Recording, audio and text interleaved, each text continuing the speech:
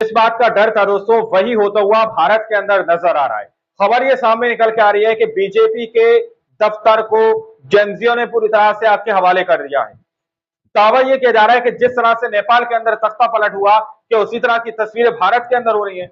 ऐसा कुछ नहीं है दोस्तों, लेकिन भाजपा का दफ्तर आकर जनता ने क्यों फूंक डाला, स्टूडेंट आकर इतना उग्र क्यों हो गए, सब कुछ इस वीडियो के अंदर आप लोगों को ए टू जेड बताया जाएगा कि किस तरह से बीजेपी के दफ्तर को धू धू करके पूरी तरह से जेनजियो ने फूंक दिया। दोस्तों, इसके पीछे का असली मकसद क्या है, इसके पीछे की असली वजह क्या है, गोदी मीडिया सिर्फ और सिर्फ जो प्रोपगंडा करता हुआ नजर आ रहा है, उसके पीछे की सच्चाई को पूरी तरह से आम जनता से छुपा दिया गया कि आखिर जनता ने बीजेपी के दफ्तर को बुरी तरह से क्यों जला डाला। हमारे साथ वरिष्ठ पत्रकार मौजूद है प्राजबल गौतम, आप उनकी इस रिपोर्ट को देखिए।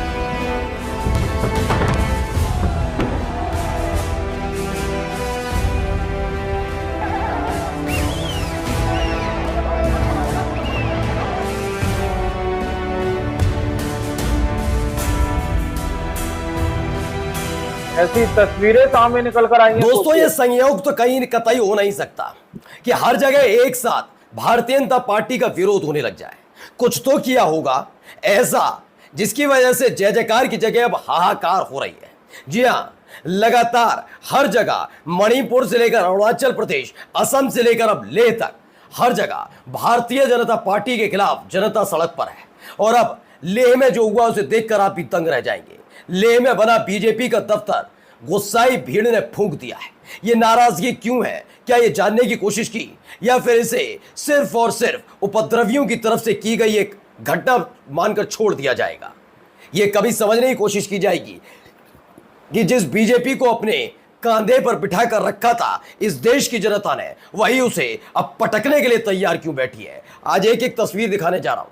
लेह लद्दाख में जिस तरह के हालात हैं वो आपको असम की याद दिलाएंगे, आपको याद दिलाएंगे अरुणाचल प्रदेश की, आपको याद दिलाएंगे मणिपुर की। नमस्कार, मैं हूं प्राजबल गौतम और इस वक्त की बड़ी खबर यह है कि लेह वो इलाका, लद्दाख वो जगह जहां से एक वक्त में नरेंद्र मोदी साहब का जलवा देखने को मिला था। उनकी पार्टी का प्रत्याशी सांसद चुनकर आया था, लेकिन दूसरे ही टर्म में वो पहचान गया ये पार्टी कैसी है। आज जरा उन पूर्व सांसद से पूछ लीजिएगा वो कितनी मोहब्बत बीजेपी से करते हैं। बीजेपी की पोल किसी और ने नहीं बल्कि बीजेपी के पूर्व सांसद ने ही खोली थी। लेकिन खबर आज वो नहीं है, खबर ये है आलीशान इमारत देखिए, देखिए धू धू करके जल उठा है जो भाजपा का पूरी आलीशान इमारत।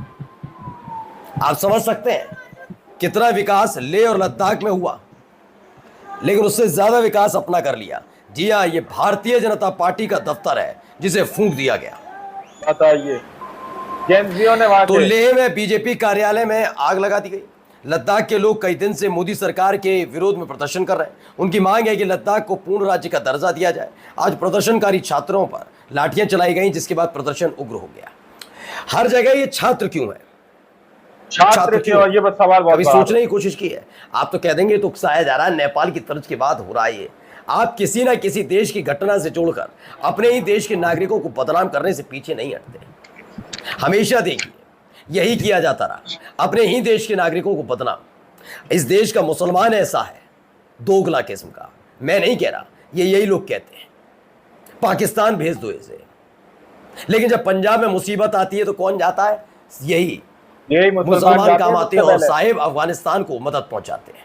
जब किसानों ने कुछ किया तो उन्हें उग्रवादी तक कह दिया गया। उन्हें कह दिया गया विदेशों से फंड लेकर ये सारे के सारे किसान आंदोलन कर रहे हैं। याद है आपको, जब जब इस तरह की आवाजें उठी तो उन आवाजों को दबाने के लिए कि सारी हदों को पार कर दिया था। और आज देखिए ये छात्र संगठन जब से अलग अलग, चाहे देखिए आप असम में जा रहे हैं वहां पर भी नाराजगी है, आप मणिपुर में भी देखिए वहां पर भी यही देखने को मिला।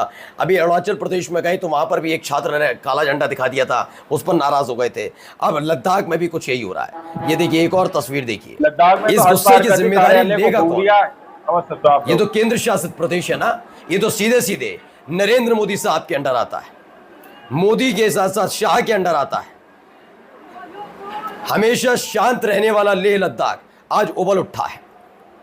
आप जानते हैं जब से धारा 370 हटाई गई और लद्दाख को जम्मू कश्मीर से अलग करके जम्मू कश्मीर को केंद्र शासित प्रदेश और इसे भी केंद्र शासित प्रदेश घोषित किया गया, तब से ही लद्दाख में नाराजगी है। लद्दाख की जनता और एक तो वहाँ के आपने देखा भी होगा 3 इडियट में जो किरदार निभाया था आमिर खान ने, उन्हीं का वही व्यक्ति इस समय बैठे हुए हैं धरने पर। बहुत लंबा समय बीत गया लेकिन फ़र्क पड़ा किसी को कोई फ़र्क नहीं पड़ा। लगातार वो अभी भी बैठे हुए हैं धरने पर लेकिन किसी को कोई फ़र्क नहीं पड़ता। वो बार बार बता रहे हैं कि आप जिस चीन के राष्ट्रपति को पहले झूला झुलाते हैं, जिसे देखकर कुर्सी से खड़े हो जाते हैं, जिसके देश में जाकर उससे गलवैया प्रोग्राम चलाते हैं, वो हमारे देश की सरजमी पर बुरी नजर रखे हुए हैं। मोदी जी को फर्क पड़ा नहीं पड़ा। वो हमारी सरजमी पर बुरी लद्दाख की नजर रखे जनता हुए ये हैं। आज से 1-1.5 साल पहले जब सड़क पर उतरी थी, फर्क पड़ा नहीं पड़ा। आज छात्र सड़क पर उतरे हैं। किस तरह से ये हो रहा है मैं बता दूं। अंकित मयंक ने भी लिखा, चाहे उस हो रहा है यानी कि हंगामा हुआ, बवाल हुआ लेह लद्दाख में। Gen Z protest against BJP government in Ladakh goes violent. They even attacked BJP office. BJP facing the heat of Gen Z now. अब जेन जी को आप नेपाल से जोड़िए, किसी से जोड़िए, लेकिन हकीकत यह है कि युवा पीढ़ी को जेन जी कहा जाता है। वो किसी भी देश का मसला हो। जिस युवा पीढ़ी ने नरेंद्र मोदी साहब को कांधे पर बैठाकर एक बार नहीं 2 बार, तीसरी बार तो जैसे तैसे पहुंचे, 2 बार सत्ता की सीढ़ी तक पहुंचाया और सिंहासन पर बड़े सम्मान के साथ बैठाया, वही क्यों जनता चाहती है कुर्सी छोड़ दें? कौन से ऐसे वादे थे जो जुमले साबित हुए? क्या इस बारे में कभी इस देश की मीडिया ने बात की? हाँ, आज आपको असम भी दिखाया जाएगा, बताया जाएगा कौन लोग हैं, बताया जाएगा मणिपुर में तो उग्रवादी टाइप के लोग हैं, ये बवाली हैं, उत्पाती हैं, 2.5 साल से यही कर रहे हैं। तो मोदी जी के जाने से क्या हुआ? अरुणाचल प्रदेश की जनता, जहाँ अरुणाचल में सरकार बीजेपी की है, उस अरुणाचल प्रदेश की जनता को भी ये कहने से गुरेज नहीं करते। अब लेह लद्दाख की जनता को भी यही तमगा मिल जाए तो बड़ी बात नहीं है। ये गुस्सा यूं ही फूट पड़ा है क्या? देश देख रहा है। बात ये सिर्फ वोट चोरी के आरोप जो राहुल गांधी की तरफ से लगाए जा रहे हैं, मसला वो नहीं है। उस मसले से आगे की कहानियां हैं। इन कहानियों पर कभी जोर डालने की कोशिश की नहीं गई कि क्या वादे किए, क्या नहीं निभाए, और आज नए वादे बेवकूफ बनाने के लिए नए नए तमाशे करना, जीएसटी खुद लगाना, फिर जीएसटी को की दरों को हल्का करके ये बताना हम कितने महान हैं, ये तमाम चीजें हो रही हैं।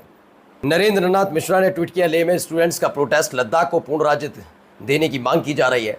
जो डिमांड अपने अपने हिसाब से बदलती रही। जब लद्दाख में इनकी पार्टी का सांसद था तब तक ठीक था, तब तक ये भी कर देंगे, वो भी कर देंगे, ये भी हो जाएगा, वो भी हो जाएगा। ओहो अच्छा ये भी करना था, हम कर देंगे ना, हम बैठे हैं ना, मोदी है तो मुमकिन है ना, लो मोदी है तो मुमकिन है। मैं फिर कहता हूँ, क्या एक बात ऐसा हो सकता है अलग अलग राज्यों में, जिन राज्यों का एक दूसरे से कांटेक्ट नहीं, अच्छा मणिपुर से आप असम जोड़िए कोई बात नहीं, लेकिन उससे कहीं कोसों दूर मतलब दूरी है अरुणाचल प्रदेश की, लेकिन वहां क्यों? क्या कभी किसी ने सोचा कि उन दोनों का कनेक्शन से डायरेक्ट नहीं है, फिर वहां क्यों? लेकिन इस बारे में बात नहीं करनी। हमें सिर्फ दिन रात करना है, जीएसटी कम कर दिया, उत्सव मनाइए, सस्ते में सामान खरीदिए, और जैसे बीजेपी के नेता भगवान मानकर घूम रहे हैं नरेंद्र मोदी साहब को, आप भी मानिए। ने वहां के अब कुछ तस्वीरें हैं, पहले एएनआई की चुकी हैं, इसलिए मैं तस्वीरों के जरिए दिखाऊंगा, वीडियो नहीं दिखाएंगे हम। सचिन गुप्ता ने लिखा, लेह में आंदोलनकारी छात्रों ने बीजेपी ऑफिस में आग लगा दी।